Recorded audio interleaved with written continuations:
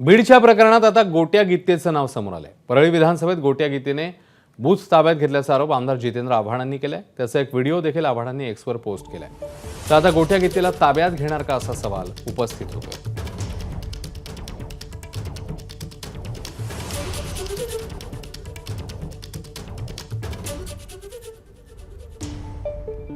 आमचं चोखालिंगमला आव्हान आहे की हे आम्ही व्हिडिओ त्यांच्याकडे पाठवणार आहोत। आता इलेक्शन कमिशन हा बेशरम लोकांचा अड्डा झाला आहे।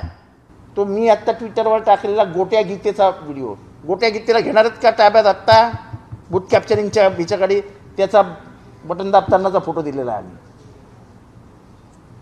सगळं वोटिंग प्रक्रिया जी त्यांनी केली ती त्यांनी कॅप्चर केली ते दिलं आहे।